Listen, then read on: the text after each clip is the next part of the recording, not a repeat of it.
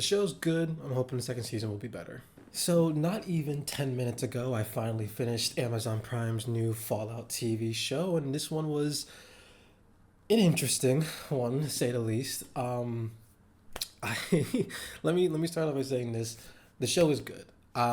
Given what everyone else is used to when it comes to video game adaptations, it seems like we're in a bit of a momentum right now. It seems like we're on a bit of a hot streak, if I'm being honest. Everyone and their mother knows, and their grandmother knows that video game adaptations are usually ass. And yet that's been changing recently with the Sonic movies coming out, with the Mario movie that just got well received, with the Last of Us show that put it on a whole different type of map. It seems like everything is looking up for video game adaptations, and the Fallout series seems to be actually continuing that trend. Now, before I get into the rest of this review, I will say this was interesting for me because I had a bit more instead of watching the Fallout TV show than The Last of Us, actually, mostly because I've known about The Last of Us since the video game came out, and if you've known about The Last of Us even a little bit, you've been hearing about it every single week since that game came out.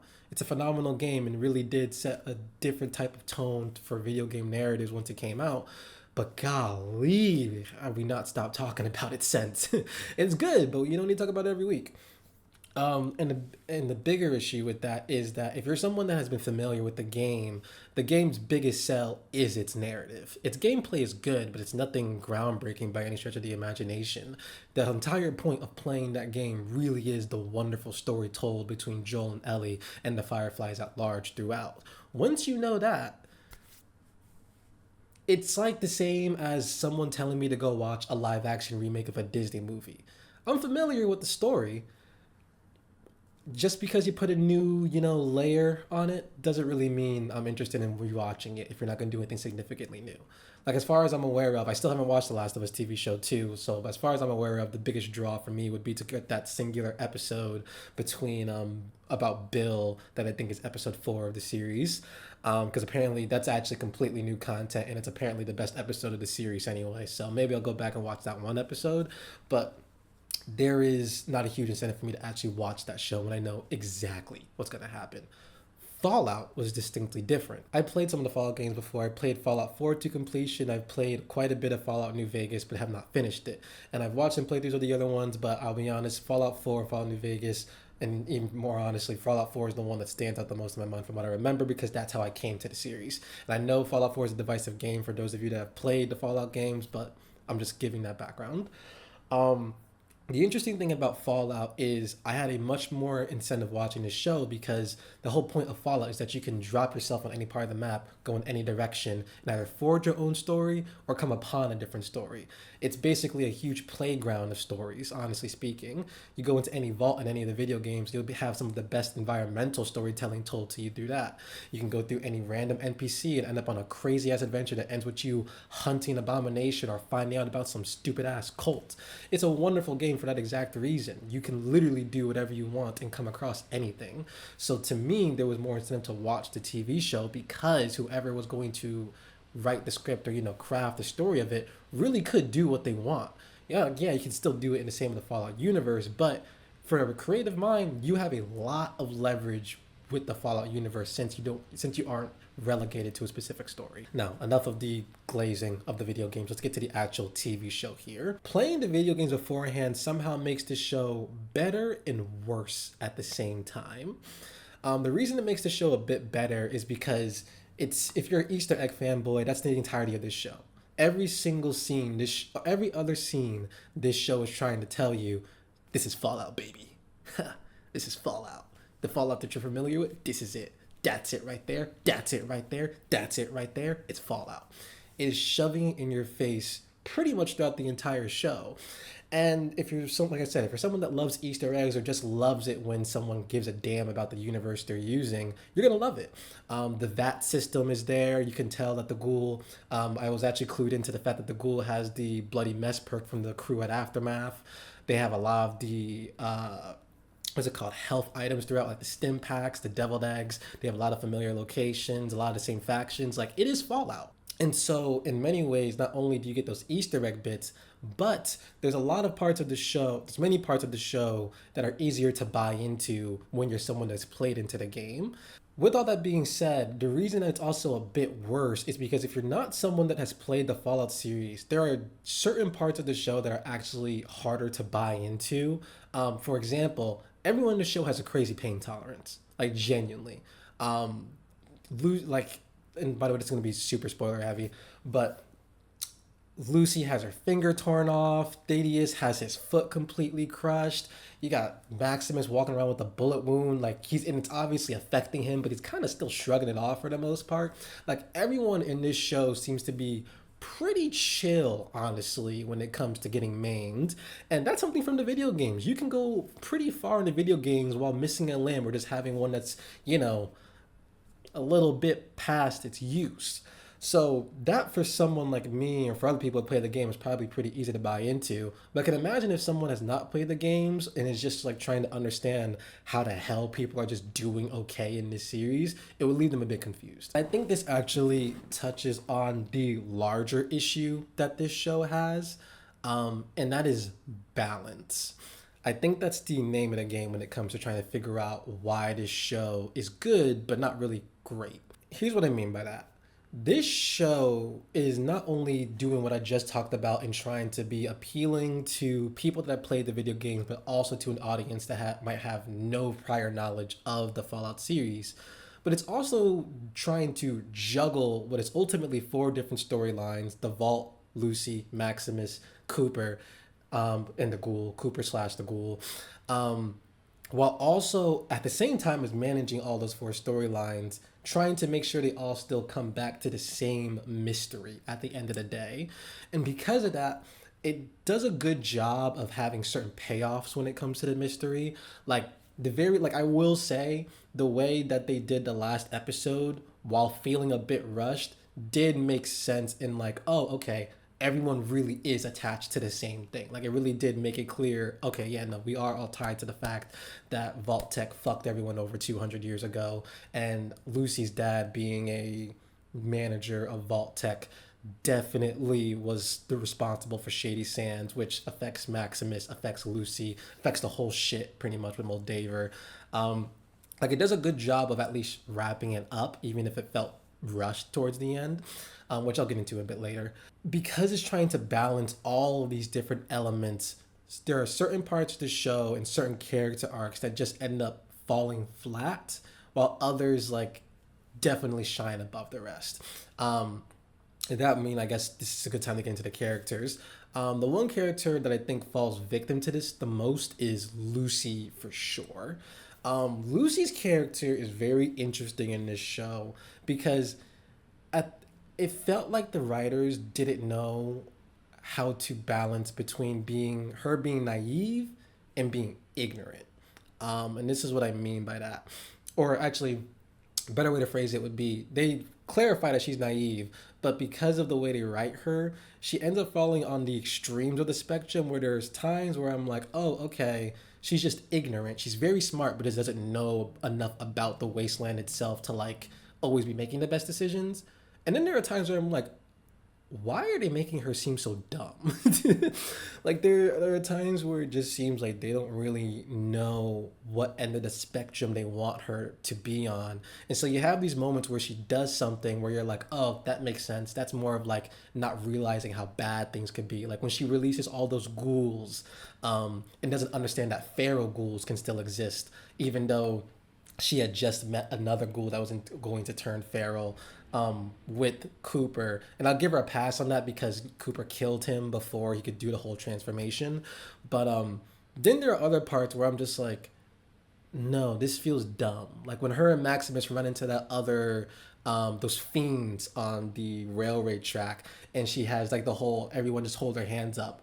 After she had been on the, what's it called, on the wasteland for a week already, and she herself talks about just the number of people that she's come across that have tried to kill her, that move felt dumb. That move felt like this feels different from the character that you have been building up for these episodes as someone who is now deeply understanding that you can't just trust that people will go along with what you say at the very first time you meet them. Even when she first came across Maximus, she had more, it felt like there was a bit more wariness than when she came across those fiends. So it was just this weird there's just like I said, balance is the name of the game here. And with her, it just feels like there's this issue of they didn't really understand how naive they wanted to make her, and so they ended up being on extremes. And that's not to say that I dislike her character. She really does have dope moments. Like the first episode of the series, which I actually think is the best episode of the series, for better or worse. She's kicking ass. Like, I really do like the way they introduce her character. I really do like the way that she kind of answers the call to arms. I love the fact that it, like, you really do follow her like a video game protagonist in a first level, with her having to be like, time to get to it. Like, she really does do well and acted well throughout the series. It really just feels more of like a they didn't know how to direct her in certain aspects. With that being said, the character that falls least victim to an issue of balance is the Ghoul. And I think that's because the Ghoul exists in an interesting spot in the series where, while every other character we're seeing have an active transformation in the series, with Lucy leaving the vault, with her brother Norm learning about just the vault's secrets in general, with Maximus kind of having to come to terms with what the Brotherhood of Steel actually is and his role in it, they're all changing. The Ghoul is a well-established, fully formed character from start to finish.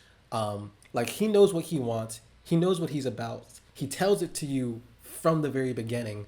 And even though we learn more about his motivations going throughout, his character itself never changes.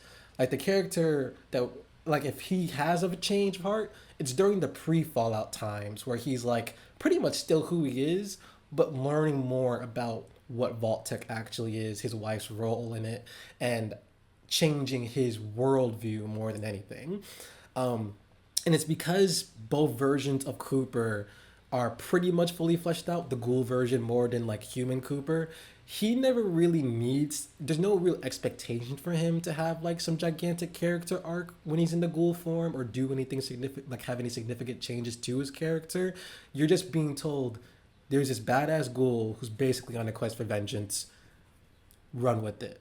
And they run with it. He's dope as fuck throughout the series. He's literally a force of nature in a wasteland where nature just literally shouldn't even thrive. And because of that, when he's on screen, it's awesome. It's a great time. I think, frankly speaking, his storyline is probably not even storyline, but his character, I won't call him my favorite. It's just the one that I was just like had the least issues with. So it was cool. This is also a good place to say that one of my favorite shots is when the Ghoul uses the VAT system in Philly. I just really enjoyed that. Like, the moment I saw that, I was like, okay, yeah, that's the kind of Easter egg I do like. like if you are gonna shove it into my, if you're going to shove into my face that this is the Fallout series, do like keep those moments and then spend less shots, like spending 3 seconds on deviled eggs, or like we're like, oh my god, red rockets. Like, I get it, cool. The VAT system, like playing around with the camera like that, much more interesting to me than anything else. Now to talk about the person that falls in a very weird middle when it comes to their character, and that's Maximus. Maximus's character in this is really not even weird so much as just like, I am more excited about what he will do next season, because there's gonna be a next season, than I was about most of what he did this season. Because it felt pretty clear to me from the get-go that they were like, they're setting him up to do much more later, despite a lot of what he's doing right now.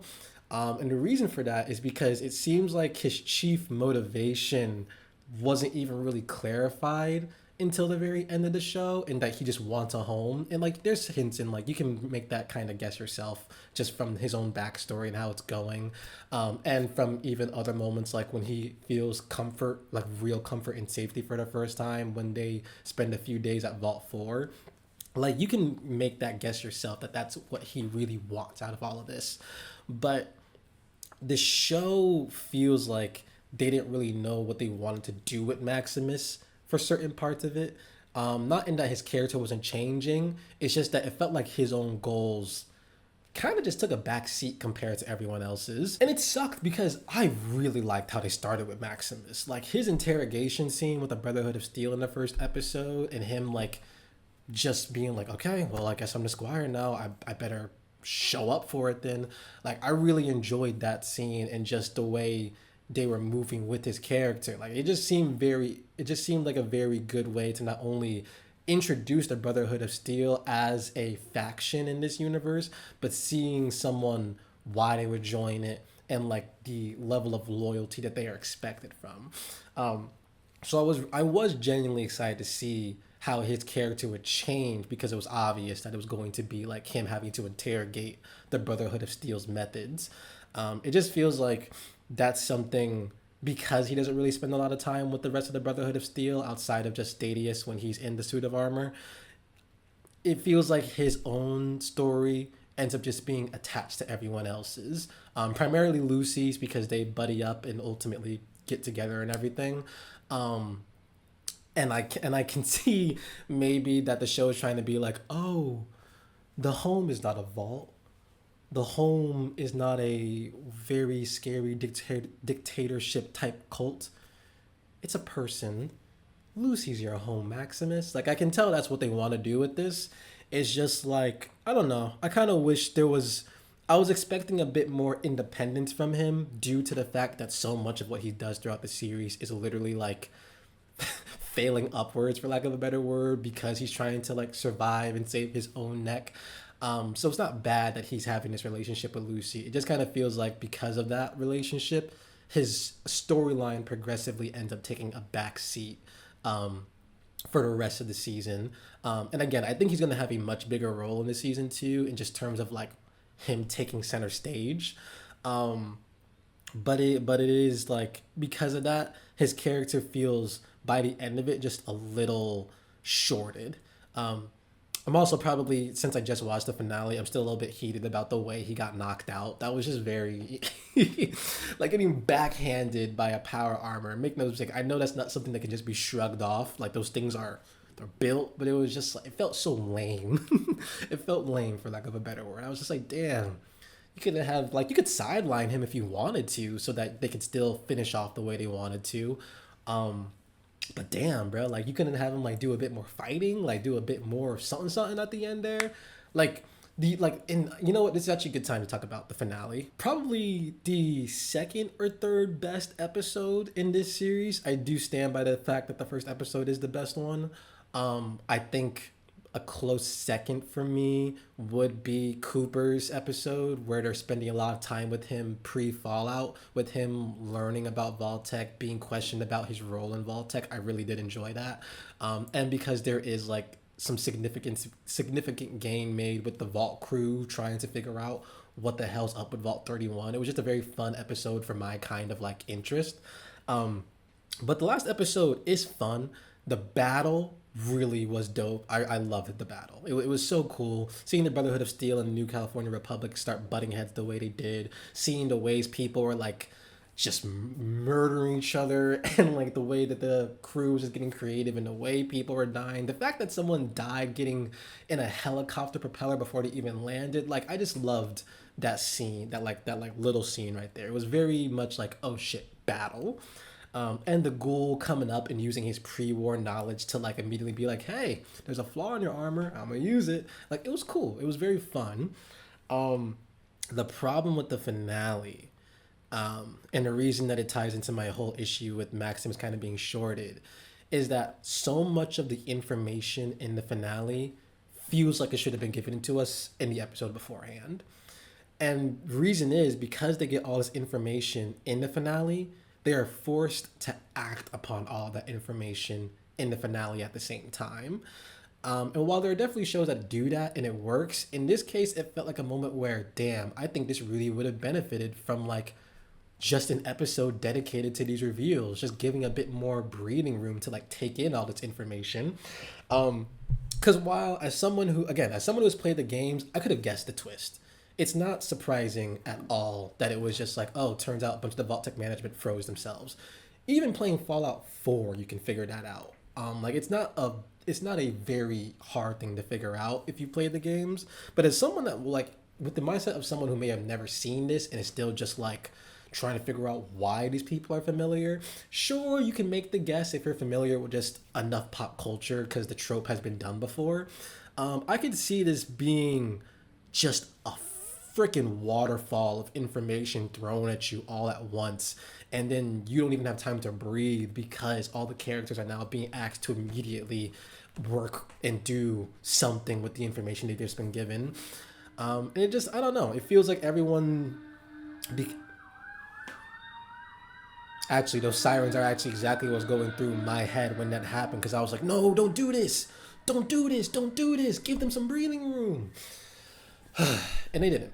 And so that's why I suspect that season two will probably be better, because I think now that they kind of established, it seems to me that whoever's in the helm with writing this and just directing this in general is very good at working with a character that already has a fleshed out personality, i.e., the ghoul in this case.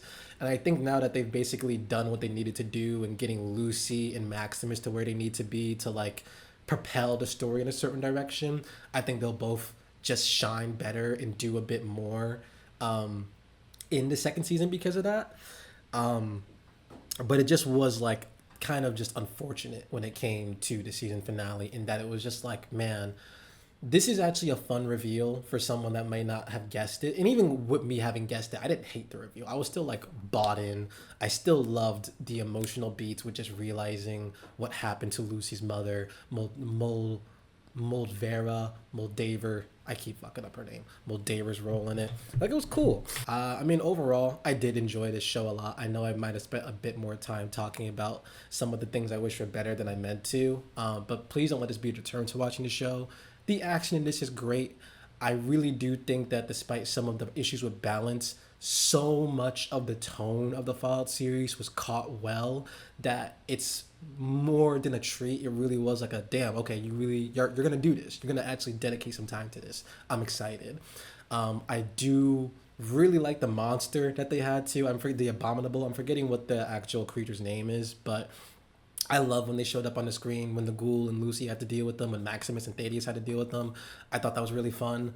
I really do like the way that they started talking about the other vaults and like the full capabilities and implications of the different vaults would be. Again, even as someone who knew, it was just like exciting to see that get the ball rolling finally. Um, and even if I am complaining a little bit about how much it shoves the game series into your face, the fact that someone wanted to so much, the fact that they were like, okay, I do give a damn, it felt like someone that was just more overcompensating than like not having skill in this case. It's more like I really want to prove to the game audience that I did my research, which like, okay, cool, you can breathe now. Second season comes around, I want you to breathe, dude. This might be a weird insert because I'm filming this actually after the review, because I realized I didn't talk about why I think first episode is the best episode, so I'll just make this quick. Um, it is just the most bombastic, I think is the best way to put it. Like, it's so well shot, it's so well executed in how it actually goes from beat to beat, with just how it just does the hard switch with Moldvera coming in with the rest of the Raiders, with the call to action that Lucy has to answer. Again, I love the way, like, for some reason, I know with a lot of video game adaptations, they do still talk to like video game designers and stuff, but this first episode to me, more than any other adaptation, felt like the first level of a video game, where you're going around meeting everybody, kind of like getting lured into this false sense of security, and then boom, something happens, and now you're kind of coming across the armory, you're coming across the health items, and now you're being asked to just start shooting and looting. Like, the first episode really felt like the first level of a video game more than anything else that I've seen before.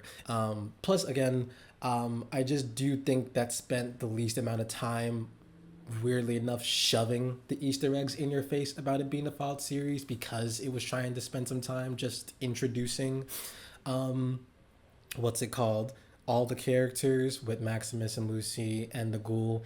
And that reminds me, I do really like the way that this show started off chiefly with people trying to ignore the bombs were dropping. Like, that was a very good decision. I really do like the fact that it was like, hey, these people are idiots. These people are idiots for trying to ignore this, and their entire world is about to be disrupted in an instant. I think the bomb falling scene was great.